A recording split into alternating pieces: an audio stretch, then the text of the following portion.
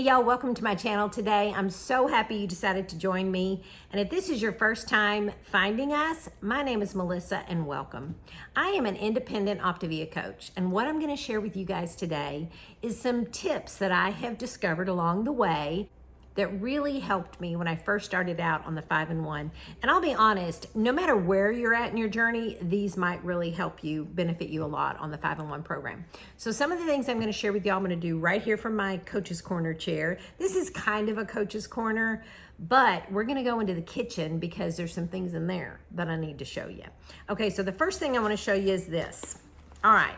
When I first started out on program, one of the things that was really difficult for me was keeping track of my condiments, my healthy fats, my optional snacks, all those things. And so you can definitely use the tracking sheets, and if you don't have those, ask your coach, and if you're one of my clients and you'd like to use one, let me know and I can send them to you. Okay, but what I figured out was this was my problem. So I would think ahead, I always thought ahead about what I wanted for dinner, what I wanted for my lean and green.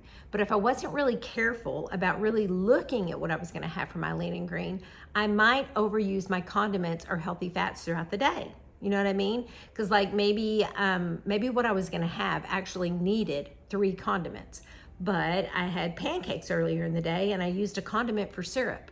Then guess what? Dinner came along. Whoops, I don't have all the condiments I need. So I came up with an idea, and this really helped me, especially in the beginning. So I had this little journal, and you can go buy a new one or use one you've already got. And so what I did, every time I fixed a lean and green that I really enjoyed, I went in here and I wrote down exactly what was in it, what everything counted for, okay? And then this is the magical part. Okay, so taco salad, for instance. The whole thing used 2 condiments and my healthy fat. So that meant what I had left over for the day was my optional snack if I wanted it, and 1 condiment. So what I did is next to taco salad, that's what I wrote, what I had left for the day. So for my pizza, I put everything down there. Anything I did, like I have a cottage cheese meal that I really like. Sometimes I do meat sauce with hearts of palm, just different things like that. No matter what it was, I wrote down everything that was in it, but then the tip that I'm sharing, probably not doing a very good job of, right here is where I wrote what I had left for the day in the way of condiments, healthy fats, optional snacks.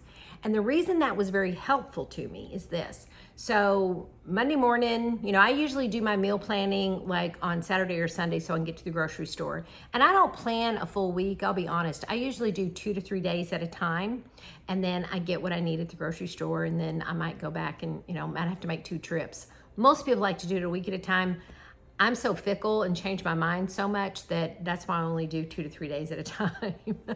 But regardless, meal plan, go to the grocery store, get what I need, and then Monday comes and I'm like, okay, I think I want to have taco salad. I plan to have that this week, so let's have taco salad. I could look over at the corner and I could see, all right, that means today all you can have, if you need it, is 1 condiment and 1 optional snack. That's it. I wouldn't accidentally have 3 and then get to dinner and go, oh, I don't have any. I used them all. You see what I'm saying? It lets you know at the very beginning of your day what you have for the full day, okay? So that's my first tip, and that's all part of planning ahead. But I liked that one because it took the guesswork out of my day.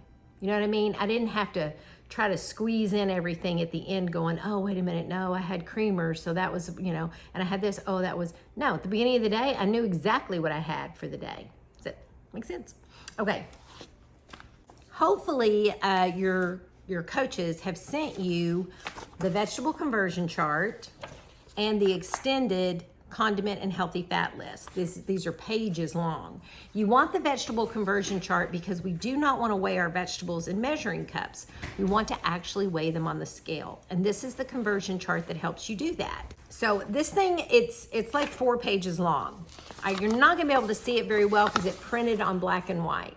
But what it does, everything on here is an allowable vegetable, a green that you can have.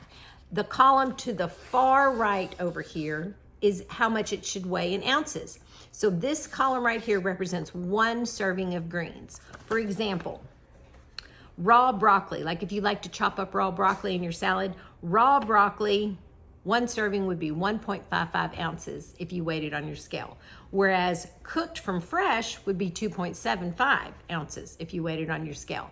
And you're always gonna weigh it according to how you eat it. So if you're gonna eat it raw, you wanna weigh it raw. If you're gonna eat it cooked, obviously, then you're gonna weigh it cooked. Okay, but this is a really long list. Some people print them out and highlight what they commonly eat. Some people just keep them on their phone, and every time they go to cook a meal, they're scrolling and looking. But I wanna take you to the kitchen and show you what I did. Okay, can you see that? That right there is my scale that I use to weigh my vegetables. This up here, these are just little sticky notes, and I put on there the vegetables that I use most regularly. And I just stick them right above that scale. That way, every time I go to cook, I'm not having to scan that whole long list.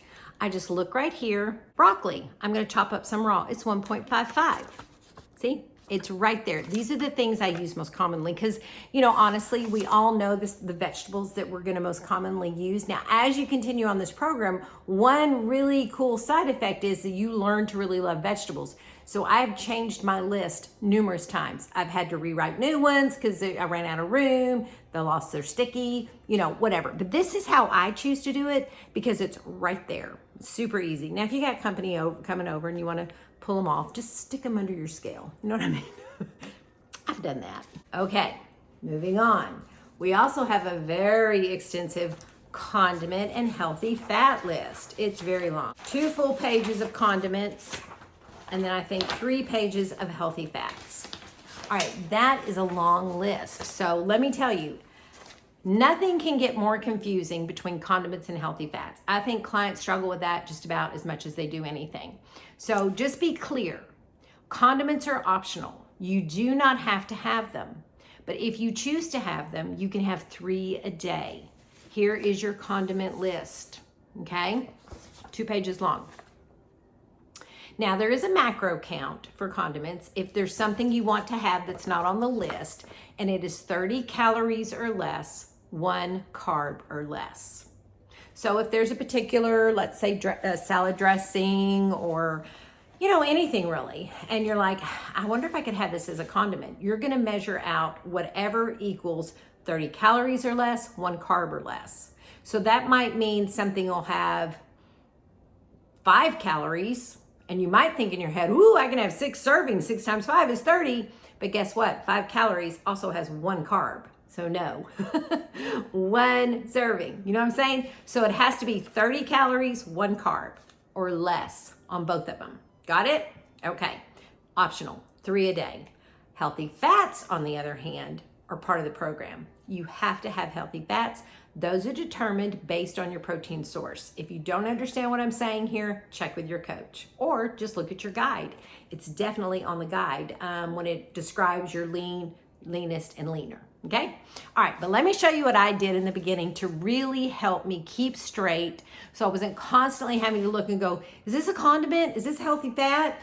How much is this? How much am I supposed to have of that? Okay, let me show you what I did. Okay, you see all these items here? These represent condiments, optional snacks, and healthy fats. But you just look at that and you're like, okay, what's what and how much is what? And oh my gosh, my head's gonna explode. So just relax and let me show you what I did. I only figured it out once, okay? And then I did this. I figured out, or I didn't figure out, I was actually told, but sometimes I figured it out using macro counts, like the 30 calories, 1 carb or less. But I know that Rayo's Alfredo sauce can be a healthy fat. 2 tablespoons. Now on the back, it says the serving is 1/4 cup. So a lot of people get confused when they know that they can have this as a healthy fat and they're like, oh, a whole 1/4 of a cup. In fact, I discovered that with one of my clients just recently. She was using a 1/4 of a cup as 1 healthy fat because she knew it could count as a healthy fat and she thought it was per serving. No, it's not, because a healthy fat is 40 to 60 calories, okay? 40 to 60 calories, 4 to 6 grams of fat, 5 carbs or less. You don't need to remember that, but you can if you want to. I'll say it again. 40 to 60 calories, 4 to 6 grams of fat, 5 carbs or less. That's what a healthy fat is. So this has 100 calories for 1/4 of a cup. That ain't gonna work. So it's 2 tablespoons, half that, half it. So half of a serving, which is 2 tablespoons, equals 1 healthy fat. So once you've got it figured out, whether you figure it out yourself, you take it straight off of the list, or it's something your coach shares with you, but once you know what it is, write it right on there. That's what I did, y'all. 2 tablespoons equals 1 healthy fat. That way I didn't have to think about it. I'm gonna have some Rayo Alfredo sauce on my palmini noodles. Okay, here it is. What was it again? Oh, where's my list? Oh, hang on, let me text my coach. Oh gosh, she's busy. Okay, what is it? Okay, let me search in this. Just look on the jar. 2 tablespoons. So once you know, write it on there. If it's something you can't write it on there, start a list like that. Stick it on the fridge. Stick it anywhere that's convenient so that it's easily accessible. Because y'all, here's the truth about anything.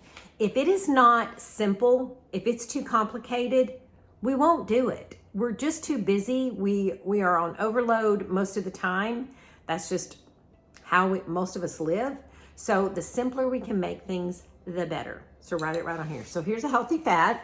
So here's a couple of condiments, Laughing Cow cheese. Now I'm going to tell you, I have seen somewhere where it says 1 wedge of Laughing Cow can count as a healthy fat. I encourage my clients not to do that because there's not enough fat in these to really count as a healthy fat. This would be a terrible source for a healthy fat. It's fine for a condiment, but I don't suggest using it as a healthy fat. But I still wrote it on there. All right, I love these, y'all. This is almond milk, the unsweetened almond milk. I get these at Drug Emporium. I'm sure you could order them on Amazon or different places. The reason I like these little single servings like this, I think it's 8 ounces in here. Almond milk, once you open it, you have to use it within 7-10 days or it goes bad once it's opened. Well, those big cartons, I'm the only one that uses it and I don't use enough and I end up throwing it away. It just doesn't last. But these, I can open up and I can use one of those little ones in a week. Like I use it putting in my shakes or add it to my cereal, things like that. All right, so 1 cup equals a condiment. So I wrote that right on there. All right, here's one for optional snacks. This little container of my almonds, I just did a little sticky note. 10 equals OS. OS is optional snack. There you go. You see what I'm saying? It's just accessible. It's easy. It's right there. You don't have to think about it. All the brain work's done up front, and it just makes for a much easier day. Okay? Now let's talk about this for a second while I've got it in my hand. I'm swinging around because I'm about to show y'all something else. Okay, so I want to talk about this for a minute. I learned a phrase a long time ago when I read this book.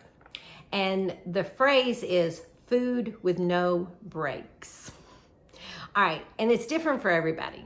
But food with no breaks are foods that you can't just eat 1 or you can't just eat 10. Though almonds are a healthy snack, an optional, not a healthy snack, that's different.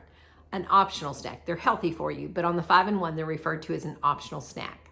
For some people, nuts are their chosen preferred snack food, not in a healthy way, okay? So having something like this sitting on the counter that you can grab a handful of all day long, not a good idea. So that's something I want you to be aware of.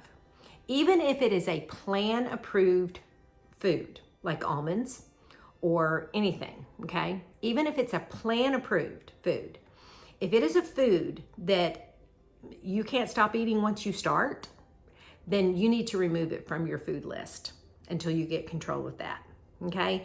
And especially, don't just have it sitting on the counter where you can just grab it because you'll graze all day long, okay? That's just a little tip. Okay, the next thing we're gonna talk about is getting organized with your Fuelings specifically. So your box comes, it's this huge box, and inside this huge box are all these little boxes, and inside these little boxes are all these little packets or bars. And you're like, what do I do with all this stuff? How do I get organized? Well, there's lots of different ways you can get organized. A lot of people love to hang those shoe organizers like on the inside of their pantry, and they just put their packets. It works perfect. They just fit them right down in there. So they open up their pantry, voila, there they are. I couldn't do it that way because my pantry doors are like double doors, but they're little double doors. So this is what I did. Okay, this is my overflow. What I mean by that, this is where I store. When I get a box in, or Scott and I get a box in, we unload those boxes into these containers. But they're not really, and I used to see the little labels, I used to say what was in them. I don't do that anymore. I can spot it. I can look at it and tell you what's in there. And so, though they're great for storage like this, they're not really user-friendly for getting in and out of all day long. So this is where I store, you know, when we get our boxes, we unload them, and that's where they are for the month. But this is what I do for daily use. So every Sunday, I load up each container, each little bin with a week's worth of Fuelings. And honestly, right now, I just fill them up. Used to, I put exactly what we needed to do 5-in-1, but now I just kind of fill them up with our favorites, and they're right there on the counter, easy access, ready to go. So one of the things that does is beyond just easy access, you know, it's right there. I see it. It's visible. You know what I mean? And so I can tell you, when you first go into fat burn, it's hard to remember to eat sometimes, because now that levels out and your normal hunger cues come back. But when you first go into a hard fat burn, I'm going to tell you, you will actually forget to eat sometimes. So this was very helpful to me, because I'd get busy running and going and blowing. And this is before I started setting timers on my watch. And I would come in here to do something and I'd be like, oh gosh, I'd see it right there. It's time to eat. So that's helpful. And it also is helpful when you're thinking, what do I want to eat? I'm getting hungry. It's right there. It's right there. I know what I'm going to eat because it's sitting right there. So that's the other reason I like to use it this way. Besides, they're kind of cute, don't they? I love those little bins. I got them at Lowe's. In case somebody asks. Okay, so now let's wrap this up. All right, I have 2 more things I want to share with you, okay? All right, so one of them is about your Fuelings, all right? Some of the Fuelings, for instance, a bar, okay? There's nothing to it. You just open the bar and eat it. Other Fuelings, like oatmeal, you have to actually add water, cook it, do all the things. Here's what I want y'all to know. The things like that, the pastas, the oatmeal, even the brownie or the cookie, anything like that, you can adjust the cooking time. You can adjust the water. That's okay. That's not going to change anything about it. But if you need to adjust it, do so for your own, for your own tastes, things that you like. I cannot tell you how many times I have talked to clients and they're like, oh my gosh, I cannot eat that oatmeal. And I'm like, you don't like the flavor? No, it actually tastes kind of good. It's the texture. It's so soupy. Okay, use less water. Cook a little longer. That's what I did. That's exactly what I did with the oatmeal. I like my oatmeal really thick. If y'all ever watched one of my What I Eat in a Days, I had oatmeal almost every single day. And so you see how thick mine is. It's okay. You can do that. Scott loves the brownie. Y'all know that. He eats the brownie every single night. He fixes his pretty much exactly like they say to fix it. Well, if you fix it just like the instructions on the packet, it's more like a cake type consistency. I don't like it like that. It seems dry to me. I put less water and cook for less time, and mine's a little gooier because I think a brownie should be gooey. You know what I mean? People have all kinds of tips and tricks on how to cook the pastas. You can soak them. You can cook them in the little mini crock pots. Y'all get creative. It's your food. It's your food. Now, you don't want to start hacking your Fuelings with other ingredients. Now, some people do add things, plan-approved things. For instance, if you're going to have pancakes, well, most people are going to want syrup. So that you're going to add a condiment. I don't consider that a Fueling hack, okay? That makes sense. But I'm talking about people that, they take a brownie and they add cream cheese to it, and then they add this to it, and they put egg whites. You're gonna throw the macronutrition off if you start doing too much of that. It's fine for a special occasion to kind of, as I say, like zhuzh it up a little bit, you know what I mean? With plan-approved items, I think that's okay. But let's just don't make it the norm. Let's don't do it as a rule. First of all, you're gonna lose track of your condiments. And secondly, you could mess with your results a little bit because of the macronutrition is so precise. Okay. Enough about that. All right, my last tip, my last tip. If you ordered these books, which I really hope you did, this is where the program is. The 5-in-1, the 4-2-in-1, the 5-2-in-2, the 3-in-3, those are all our nutrition plans. Those are how we lose weight. Those plans are how we get to weight loss. Well, the 3-in-3 is more of a maintenance plan, but anyway, the rest of them are weight loss. But these are how we change our life. This is where the habits of health, the longevity of the program is. And if you're not in these books, you need to be. But they're big. They're big. These are big, heavy books, okay? And I understand they're daunting. And it's like, oh, you see them sitting there like, no, I can't know. So I'm going to encourage you to create a habit loop around your books. All right, if you're not familiar with what a habit loop is, I believe you learn about it in, I think it's in element 3. Let me check. Yes, it's in element 3 of your life book if you are not familiar with what a habit loop is. But just briefly, a habit loop is what we use to create a new habit. So you have a cue, something that triggers the behavior, the routine, which is the habit you're trying to create, and then a reward. And you need the reward. Do not leave that out, because without the reward, you're not going to keep doing it. An example of a habit loop for me would be this. I'm not a good water drinker, so I start my day with water. If I don't, I won't get my 64 ounces in. But I love my coffee caramel macchiato shake in the morning. It is my first fueling of the day. I absolutely love it. I look forward to it. Sometimes I have it twice a day. I like it that much. So that's my reward, is my caramel macchiato shake. So in the morning, first thing, what do? I grab my shaker bottle, stick it in the coffee maker, hit the brew button, and that sound goes off. As soon as I hit that button and that sound goes off, and I started doing this a long time ago, I grab a bottle of water. I get 16.9 ounces of water in me while that coffee is brewing. Now, when I first started doing it, I had to force myself to do it. I had to make myself to do it. But I've done it for so long now that it's like brushing my teeth. As soon as I hit that button, the first thing I'm doing is, where's my water? Oh, there it is. I gotta get my water. So I created a habit of drinking water first thing in the morning using a habit loop. The cue is turning the coffee pot on. The water is the habit I'm trying to create. And the reward is my shake at the end, because I don't get my shake until the water's gone. See what I mean? That's how it works. Now, and the way I did that, I attached it to something I already did habitually, which was coffee in the morning, okay?